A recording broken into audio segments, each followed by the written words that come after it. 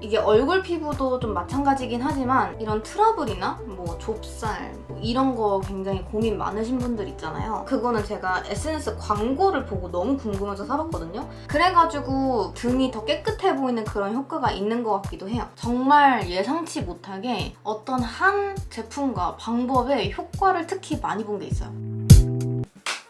하이!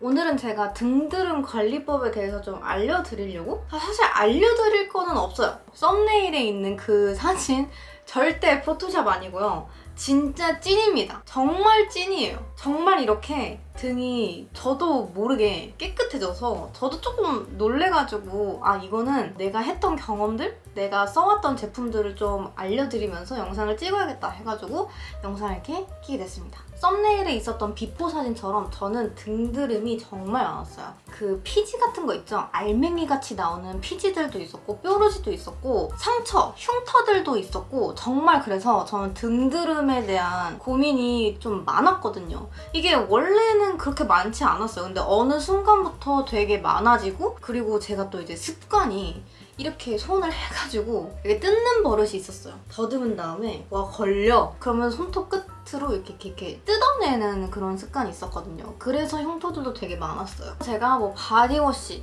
바디 미스트, 등드름에 효과가 좋다는 그런 제품들은 솔직히 정말 많이 써봤어요. 다 써봤다고 얘기하기엔 조금 애매하긴 한데 진짜 많이 써봤거든요. 아 근데 제가 좀 귀차니즘이 좀 많은 사람이라서 그게 꾸준하게 쓰지는 않았어요. 그거는 그렇게 되면 효과가 없을 법하네. 근데 그렇게 많은 제품들을 써보고 정말 예상치 못하게 어떤 한 제품과 방법에 효과를 특히 많이 본 게 있어요. 근데 이거는 제가 생각해낸 방법과 제품이라기보다는 혜일리님이 저한테 이렇게 해준 거거든요. 제가 막 못 짜는 부위 있잖아요. 이렇게 손으로 꾹 눌러서 짜야 하는 그런 부위인데 내가 못해.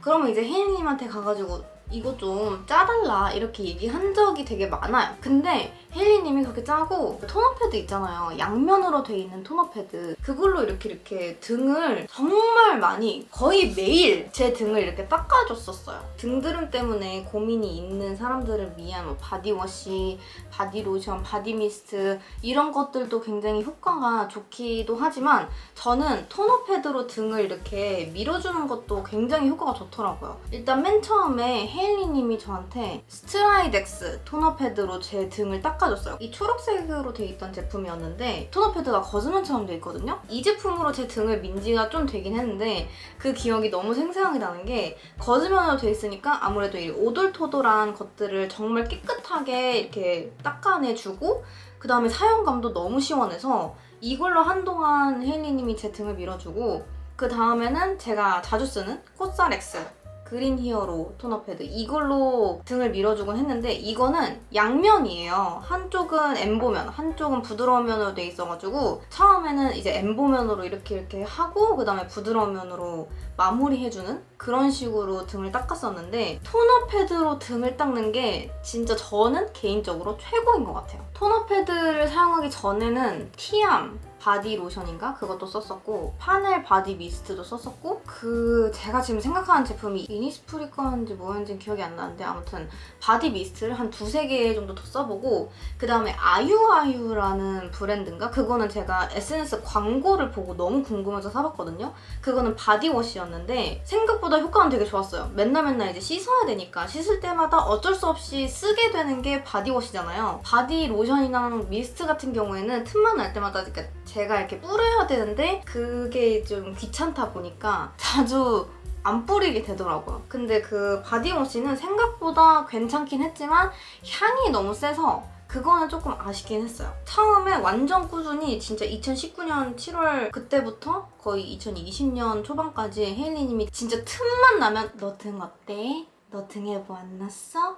너 등 괜찮아? 너 등 이거 뭐 있다 이러면서 진짜 눈에 불을 켜고 토너 패드를 가지고 막 와가지고 너 등 좀 까봐 해가지고 맨날 이제 혜일리님이 제 등을 이렇게 닦아주고 막 그랬거든요. 제 등이 서서히 깨끗해지다가 그 중간에는 이제 저도 등에 대한 그런 기억이 없어지고 헤일리님도 굉장히 바빠지고 이러다 보니까 등을 한동안 못 닦았어요, 토너 패드로. 근데 이게 어느 순간 이렇게 깨끗해졌을까라고 이제 생각을 하다가 제가 태닝을 하잖아요. 근데 태닝을 하려면 태닝 로션을 바르고 태닝 기계에 들어간단 말이에요.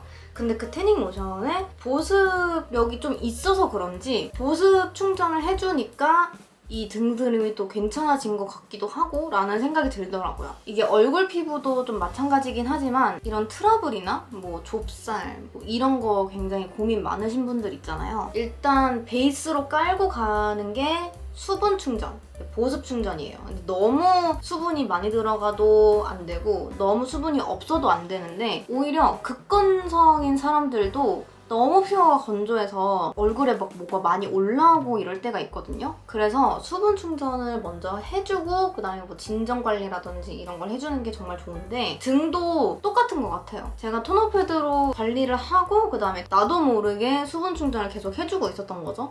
그래서 제 등이 이렇게 깨끗해지지 않았나 라는 생각이 듭니다. 근데 그것도 있는 것 같아요. 태닝을 하니까 피부가 까매지니까 이 흉터나 이런 게 어두워지잖아요. 그러니까 이게 가려진 거야. 피부가 어두워지니까. 그래가지고 등이 더 깨끗해 보이는 그런 효과가 있는 것 같기도 해요. 토너 패드로 등을 닦을 때 방법을 하나 알려드리자면 이걸로 예를 한번 들어볼게요. 근데 이거는 솔직히 혼자서는 조금 힘들긴 해요. 누구한테 부탁을 하긴 해야 돼. 이렇게 양면 토너 패드가 있으면 일단 엠보면으로 먼저 이렇게 쥔 다음에 이렇게 위아래로 엄청 시원하게 닦아야 돼요.